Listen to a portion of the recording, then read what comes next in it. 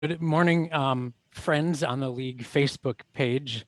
I'm really looking forward to this conversation today. As you know, and as you've seen, the concept of leading with humility is a priority of mine here during my presidency with the League. And my goal is that every leader elected and appointed throughout the state of Wisconsin and local government will perhaps find it impossible not to hear something about this over the course of the year here. So um, I'm really thrilled about this conversation with Pastor Chris Dolson.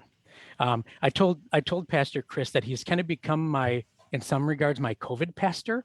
I go to church here in Wanakee. I'm the village administrator here in the village of Wanakee, and I go to church here locally. Got a great church family, but Blackhawk Church, who Chris leads, is has taken the the element of virtual church to an amazing level. And I and my family have really enjoyed consuming it. So thank you, Pastor Chris, for that. Yeah, you're so That's kind. appreciated. Thanks for your words. Yeah. Well, Really let me kind. tell you about our audience here today, Pastor Chris. Uh, the League has over 600 municipalities, villages, and cities across the state who are our municipal members. Everyone from the city of Milwaukee down to the littlest village of 50 people in northern Wisconsin or wherever. So it's a wide range. And then in those communities are uh, elected officials. Some communities a 5-member board, or even up to Milwaukee, Madison. Are really large boards of elected officials. And then all those communities have staff too. And so all those people are tied in with the League and its services. Um, so when I thought about talking to you about this, I actually believe that you kind of fit in as I won't say municipal, but an organizational leader. How many members are at Blackhawk? Oh, that's a good question. So pre-COVID, we would have about 5,000 attend one of three sites. We have Okay. about 15 services, and we have three different sites. And how many And staff do you have? about 100.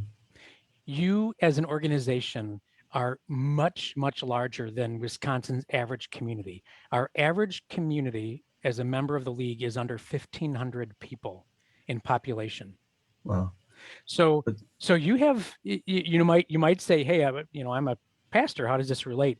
You have organizational engagement that is very real and can be applicable for us. let me just say, first of all, that thanks for having me. I don't know how much help I'm going to actually be. It sounds to me like the job uh, that you guys do. You're the behind the scenes people that really make places work. You're the ones who make cities happen, make cities work, and when there's a problem, people go to you, and you have the pressure of making things happen. So I hope what I have to say today might be of help in some way. I'm not sure.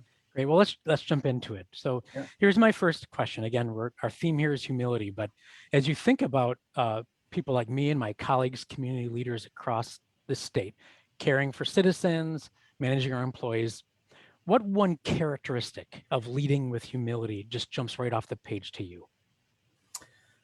Yeah. To me, people know that I'm a pastor, so I think it's okay if I quote Jesus, right? Well, So permission granted. he was, even if people that are watching are not Christ followers, everyone has heard of Jesus, and he's kind of renowned as being a great leader. So Jesus had a different way of leading, and his way of leading was to put other people first. That was really the whole idea. God so loved the world, he gave, his only son. And so Jesus' style of leadership was really to be other-centered.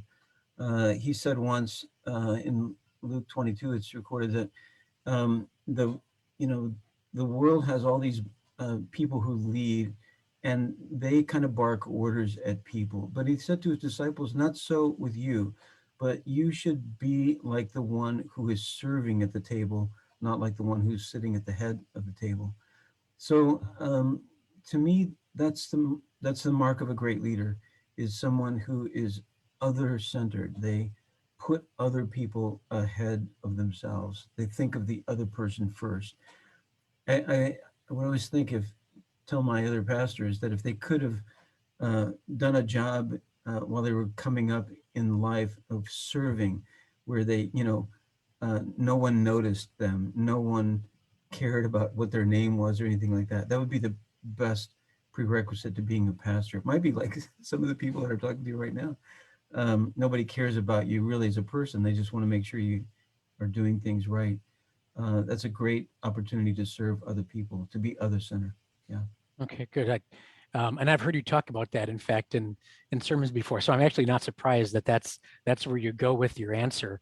Um, so how can we as leaders here make other-centeredness a part of everyday leading while we have so many other things bombarding?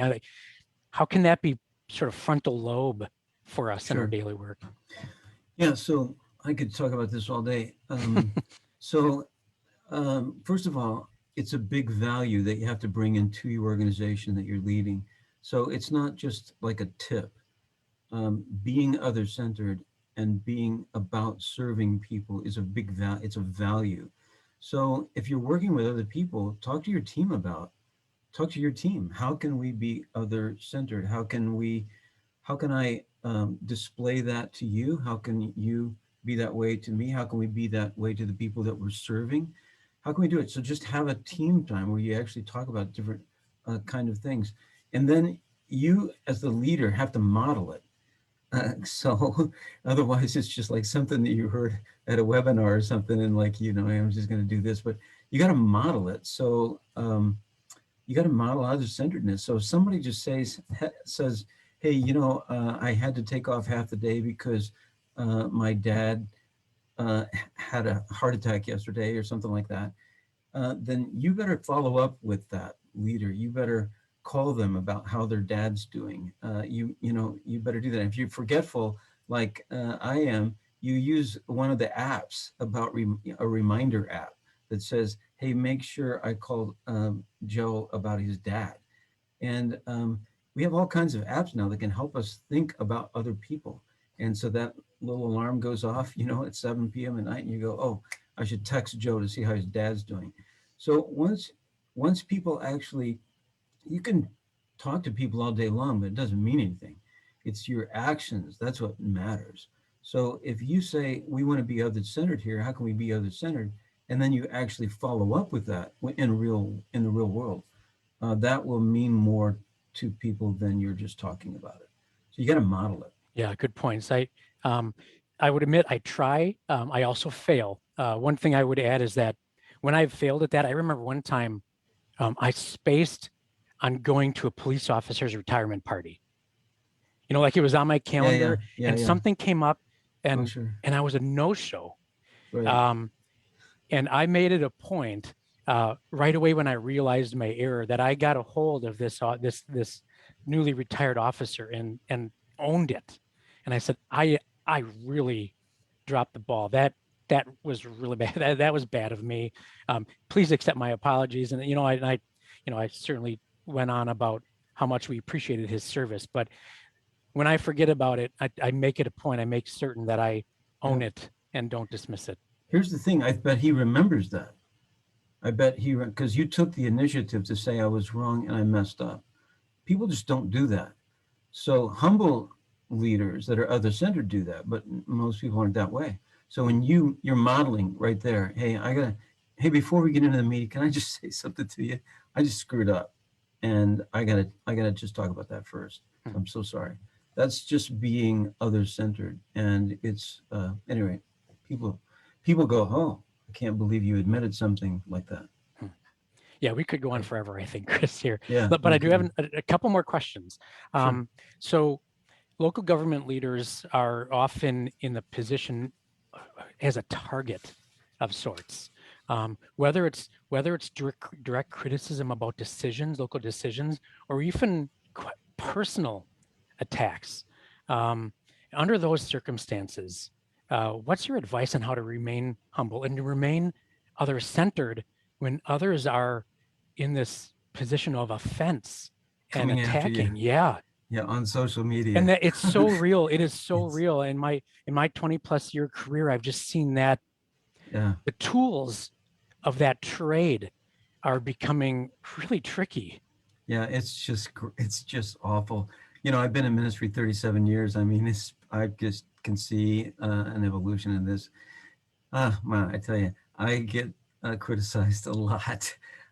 So partly it just comes with the territory of being a leader, and so there you go. You just get criticized. Can I just do something?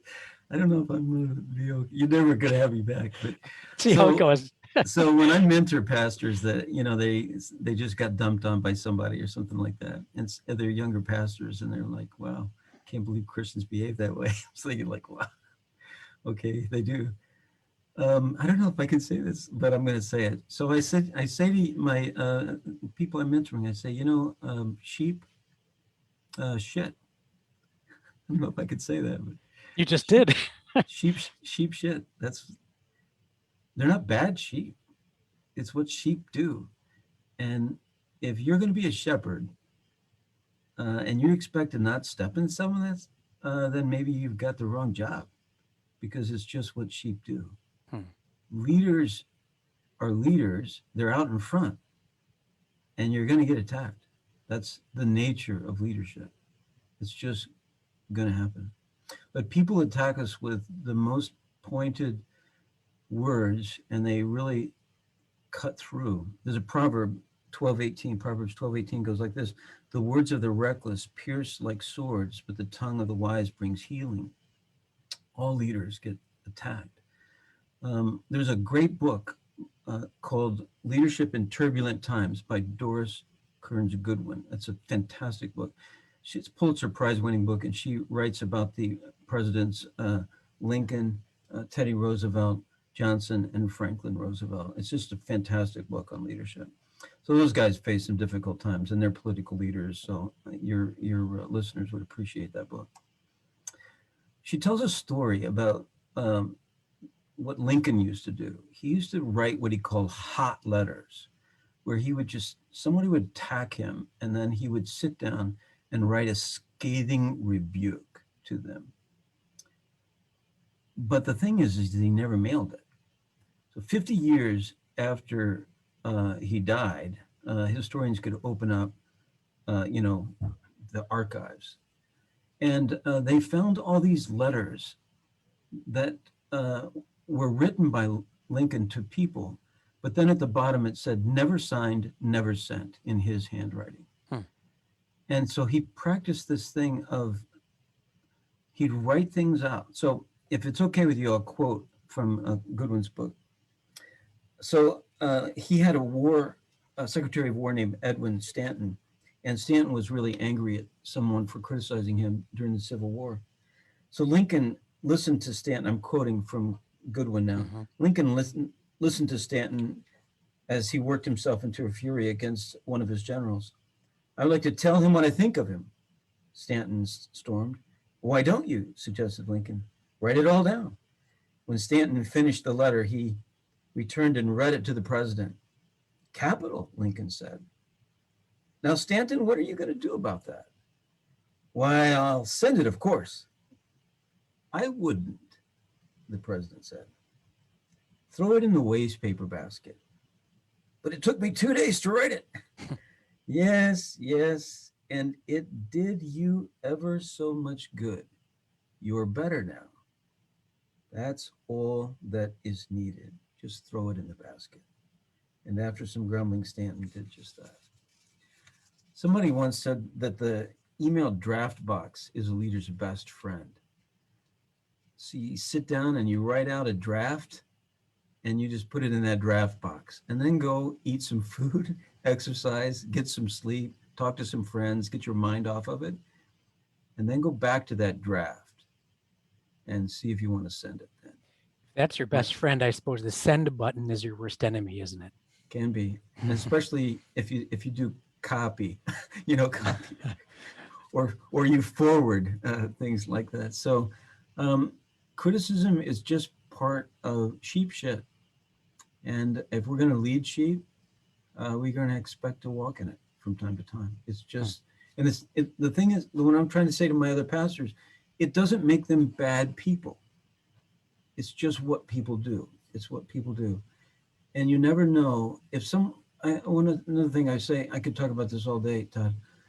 When someone's talking to you and their veins are popping out and they're angry, I always tell my people there's a story behind that. There's a reason why those veins are popping out of their neck. And it probably is related to something you've done, but there's a deeper story behind that. Can you get to that story? And then listen to what they're really, it's about something that happened 5 or 6 years ago. And then you just start listening to them, asking them questions about that, being able to empathize with why they feel that way. The problem with social media is it just takes the face to face completely out of it.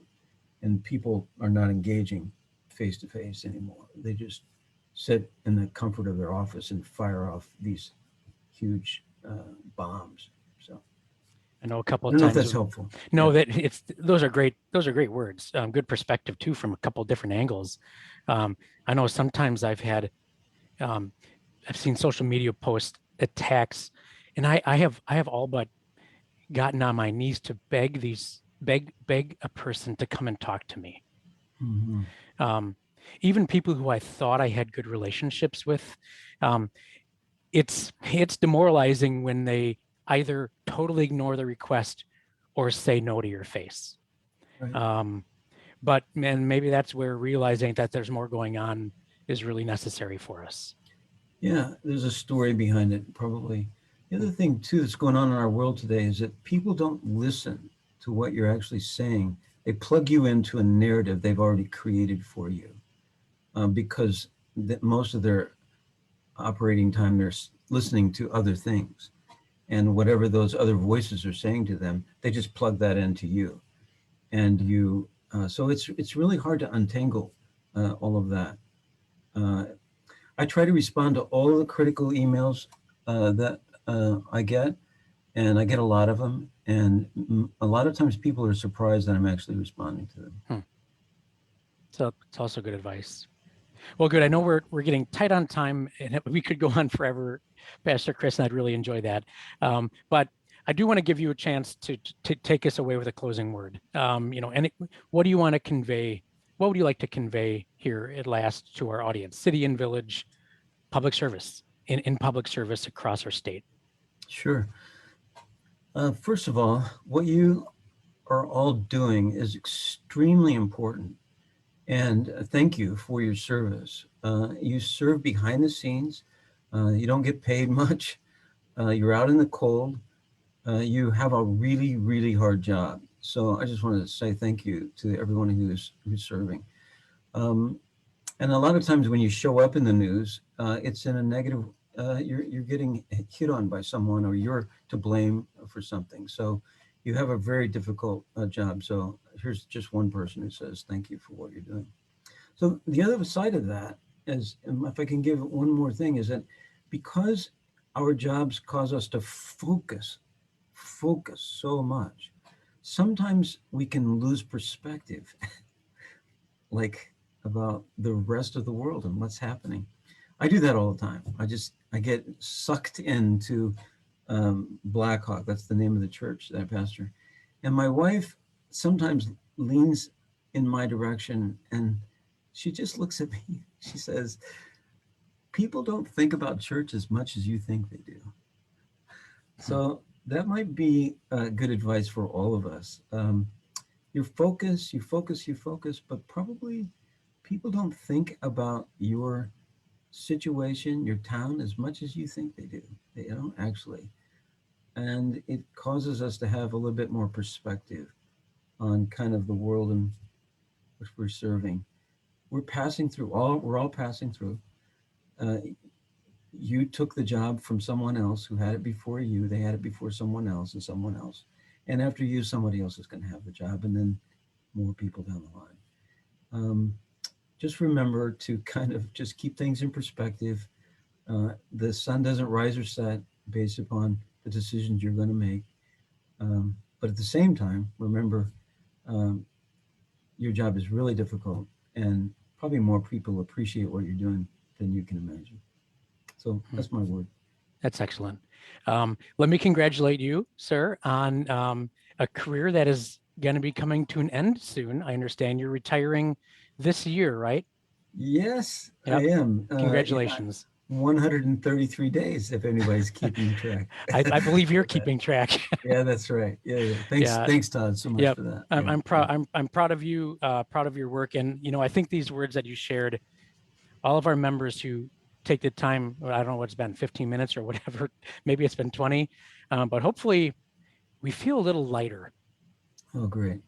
Wow. thanks to what you shared. I do right now, and I've had a couple crazy days where this is like a gift for me right now today. Wow, So good. thank you, Pastor Chris. Oh, you're so Blessings on kind. you, your family, your church, and the league appreciates your words. Well, thank you for inviting me. It's been a real pleasure, and I hope these words have helped folks. So, yeah, appreciate what you do in leading this organization. Thanks. Thank you very much. Yeah, All right, bye everybody. Thanks for listening in. see you.